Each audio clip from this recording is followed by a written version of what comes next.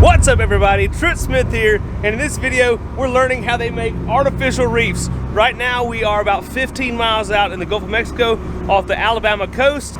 The sun has just come up. We actually left at about 11:30 or about midnight last night and started heading out to our point where we're going to be deploying these reefs.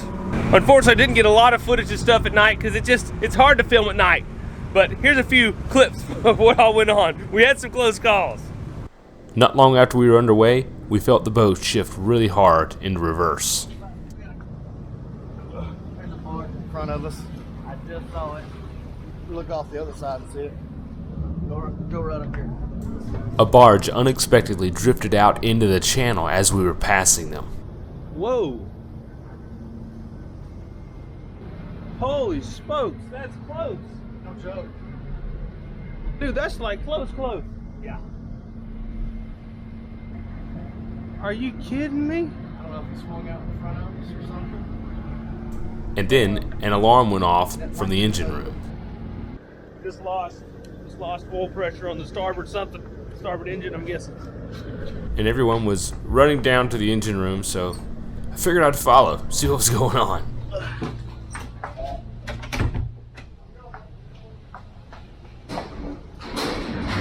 Oh, they're running.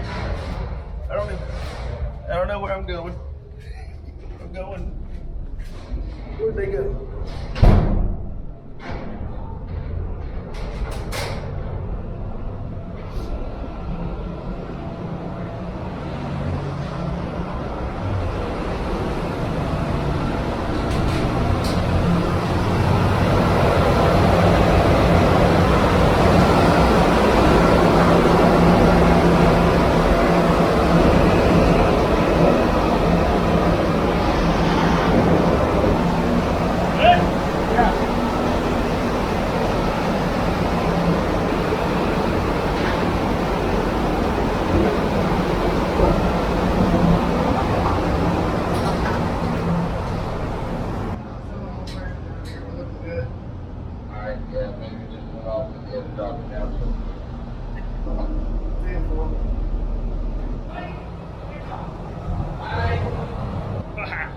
That was exciting. Check this out, man. Alrighty. Well, you see that engine up there? That's the The bow thruster. Yep. And so right now you're in between two water tanks. Oh, That's okay. on each side here. Water filled. Yep. And what is this water used for? Potable water. Like for the engine? Yeah. That much? How big are the tanks? A couple over 10,000. I don't know exactly. Over. The water. I'd have to look at the numbers on the water. It's like 10,000? The fuel, I know, but The not fuel is 9,000 on that side, 9,000 on that side, and then 3,000 on that side and 3,000 on that side. Wow. It's crazy. a lot of water. Yeah. And why is there so much water needed? Ballast. Ah, really? Yeah. Just like the keel on a sailboat. Yeah, right. Just, we keep ballast Yeah. through. Okay, you guys, well, this is like officially the coolest thing I've ever done. So much fun. Right now it's 1 a.m. Why is it light like that? It's funky light. Right now it's 1 a.m. I'm about to lay down and sleep till about 4:45. When we get up in time for breakfast, and then we'll be setting some reefs.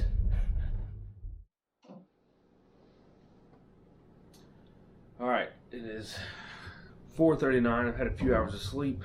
The boat's been underway the whole time I've been sleeping, but I got up a little bit early to go down and to assist with some breakfast.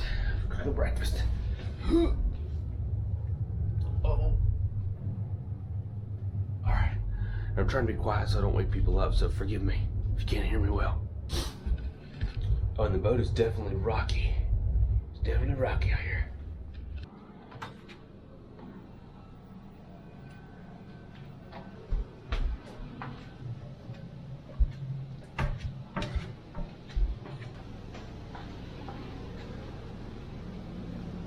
Ooh. Ooh, my man Chris, they be cooking breakfast at 4:30. That's all right. I guess I can give y'all a quick tour of the galley.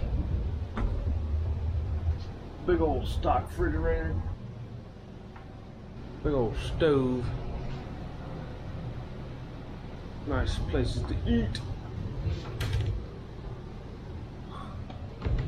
Where's the snacks at?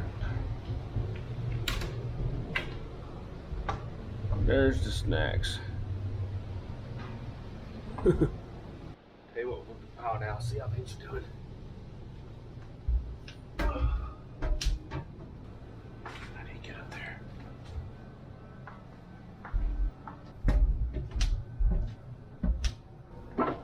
Morning. What's up, boss man? How we doing?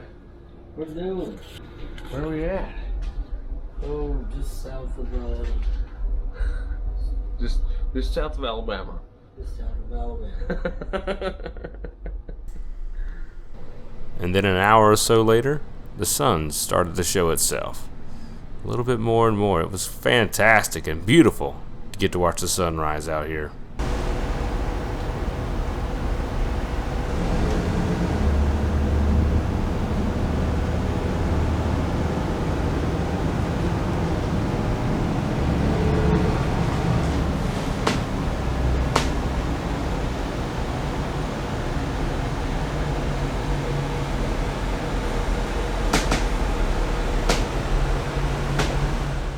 Needless to say, I'm running on not too much sleep. That's okay. We got the sun just coming up and breakfast is about ready down below. And then we're gonna start deploying some of these reefs. I say we, I don't know how much exactly I'm gonna do, but I'm gonna get to watch this whole process. Look at these things. These suckers are massive. We got our hardy riggers down here. Will and Chris down here. They're gonna be climbing up all these as they attach them to the crane. Hooking them in. So this just hit me. This is pretty cool. This is pretty crazy. This has got to be one of the coolest things, probably the coolest thing that I've done so far. I mean, just to get to come on this boat without knowing anybody, knowing these people is an incredible opportunity. I hope you guys enjoy the content, but thank you for everyone who's helped make this happen. For all the connections who helped make this happen, for everyone who supported the channel, patrons, whatever, people just watching, viewing, come to events, thank y'all so much. I'm so lucky to get to do stuff like this.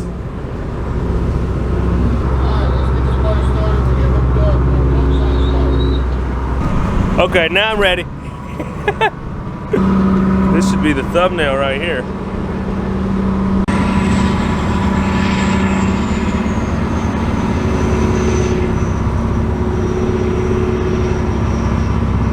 So today, we're deploying a total of 12 of these Super Reefs, I believe he called them. And they certainly are super. Now we're at about 15 miles from the pass in Mobile. Look at that thing. That is so cool. I think they said the water depth about 50 foot here, but the way it's gonna work is over the course of the day, we'll drop out one or either two of these in a given location, and then we will head a quarter of a mile or so away and we'll drop out either one or two again. This is so cool. I've always, I've kind of seen these sitting on boats and stuff. You guys see my videos? I drove by where this boat lives at this place, and I saw this stuff. I was like, man, that is so cool. I'd love to do that. And what do you know? Here I am. So the first step in getting these big bad boys in the water is the crew has to hook it up to the crane. So they are connecting the ropes to a special hook that is designed to release the load after it sits on the bottom. Then next up, the captain has to very carefully position the boat right precisely where this reef is supposed to go. Now when I say precisely, I mean precise. There are a total of 3 different GPS units on this boat, and they track the boat very well. And the captain is using the main engines as well as the bow thruster that you see here to position the boat just perfectly.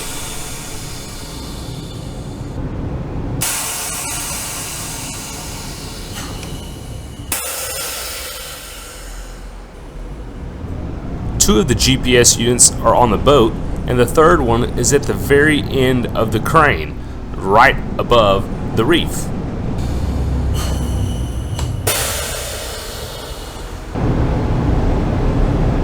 Trying to get the speed down to 0 or close to it. Right. Turn it over to the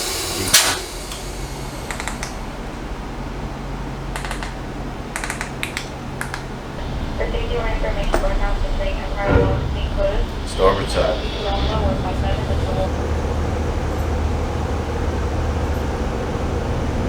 Right, easy down with the water. Looks good right there.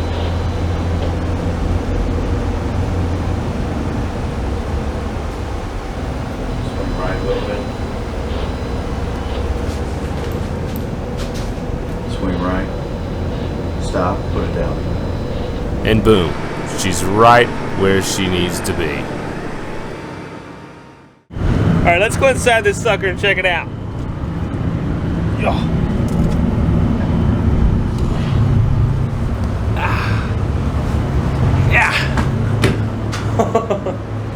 Man, it's pretty massive. One of the important things I have to think about when designing these is that they have to be sure that like sea turtles can get out of them. So they have large openings in the top and then another large opening here on the bottom because they don't want the sea turtles to come in here and get stuck or something. I think they said this thing weighs 26,000 pounds, somewhere around that. This is the largest of their reef structures, the pyramids that they construct. They have a smaller one that's similar to this, and they have some different shapes. They have some that are made for like grouper boxes. They have some that are like small for snorkel reefs. They have just different ones for different types of wildlife.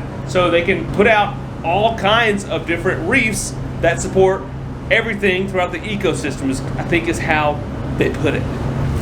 And something cool about these specifically is they have these limestone rocks embedded in the concrete, which is a more porous and I think a softer rock that allows more marine life and stuff to attach to it to kind of get the reef started. Oh, and also you might have noticed that, okay, the reefs go down with these ropes on them, but they don't come back up with the ropes. Well, what they do is divers will come back at a later date and they'll retrieve all the ropes from these. That'd be kind of an interesting job to do one. Oh, I need to do that. There we go. Add that to the list. That'd be cool to do. Yeah. Then we'll get to come see what they look like on the bottom. Man, good thinking, Trip. And check this out. Man, don't want to go over right there, huh? All right, let's go back and join the crew. These are some good dudes. Everybody on here is pretty cool, which is only a crew of 5.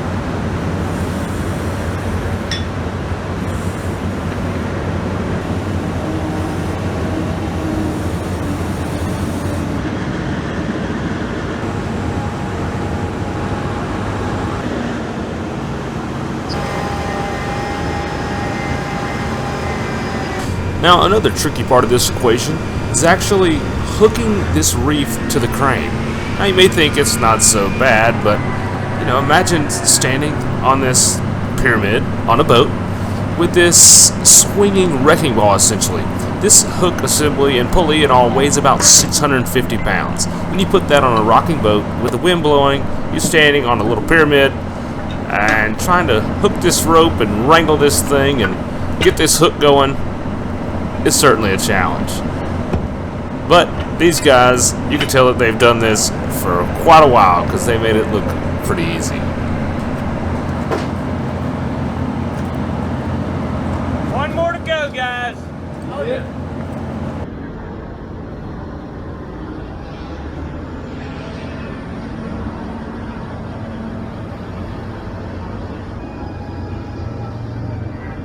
So you may ask yourself, okay, well, why do they put these reefs out? Well, some of the answers are obvious, like it's going to help attract fish and wildlife and things like that. Well, there's other things. There's the economic impact of this. Like for each dollar that is invested into setting out reefs, it generates upwards of $130 per dollar. That's a pretty good return on your investment. Now, that comes from places like tourism, people traveling down and staying in hotels, buying fishing license. That's also, you know, commercial fishing, all the license and taxes and blah blah blah that comes with that, and divers and whatever, spear fishermen, everything come down and benefit from these reefs because it just helps the ecosystem so much. Now the captain and the owner of the company, Stewart, in there, he pulled me up a big old map and showed me just how many reefs there are out here in the Gulf, and oh my gosh, there's a ton, especially off the coast of Alabama. Alabama, even though we have a very small coastline, I'm from Alabama if y'all don't know, so even though we have a very, you know, small coastline relative to, like, say, Florida, there are more reefs along the Alabama coast than along the Florida coast. So Alabama has really put a lot of money into the coastline and the reef systems and the ecosystems in the water. That's a fantastic thing. Go Bama, baby. I like it. Makes the world go around down here on the beautiful Alabama coast, right? The Emerald Coast, Gulf Coast, Alabama Gulf, I forgot, Emerald Gulf Coast. What do they call it? Something, I can't remember. Now, these reefs that they're putting out today, these are done by the state or, you know, federally or whatever, but you can also purchase these privately and get these put out. So if you want to like make your own reef, you don't have to use these big jumbos. But you can put out different kinds of reefs, like chicken coop reefs. Some charter fishermen and stuff do that, so they make their own private reefs that they can go fish at. I'm really looking to get to talk and just ask all kind of questions to the captain and the crew about all this stuff, because it's a lot of interesting things that aren't included in the video. Sorry about that, but just time is of the essence. Your attention span is about this long and it's getting shorter. All right, the captain's trying to get the last one just right.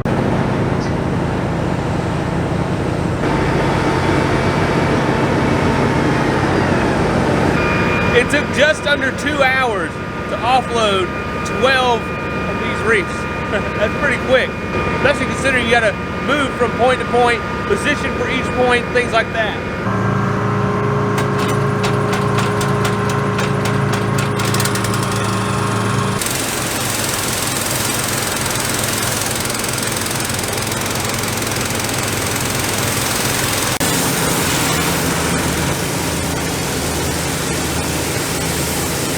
All right, folks, now I'm gonna take y'all down to the engine room real quick.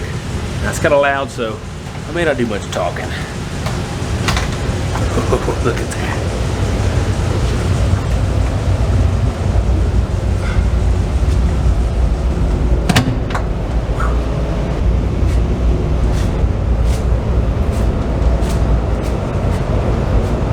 All right, so from my limited knowledge, this is the engine to the bow thruster, which is right under here. So we're close to we're pretty much in the bow of the boat. Then we have 2 long corridors to go through to get back to the engine room at the stern of the boat. And on each side of this, we have big storage tanks for liquids, whether that be for water, more water, could be sewage. Keep on keeping on. There's a lot of tankage on this thing. Are we fogging up? We're fogging up. It's a little humid down here.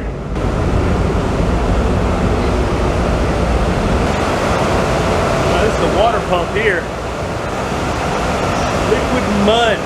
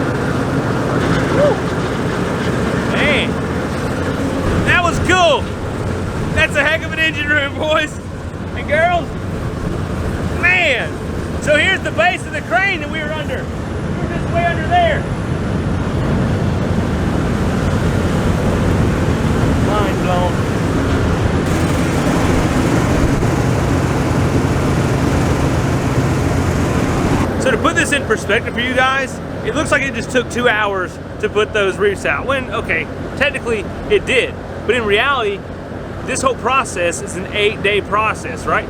Let's see if I can remember this correctly. You have 5 days, you're building the actual structures. You have 1 day loading the structures onto the boat. You have another day going out and deploying, sometimes a day and a half to do that. Then you come back and you have another day of breaking everything down and kind of cleaning up from the trip and preparing for the next one. So don't let this quick little video fool you thinking this is just, oh man, they just go there and they just drop in the water and ta-da, they're done. There's a lot to this. But, like I said earlier, there's a lot of benefit. Those guys are crazy. Well, that's it, folks. That's the end of our adventure. We learned a lot. I know I did. I hope y'all enjoyed it. Take care. Get out there. God bless. I'll see you on the next adventure.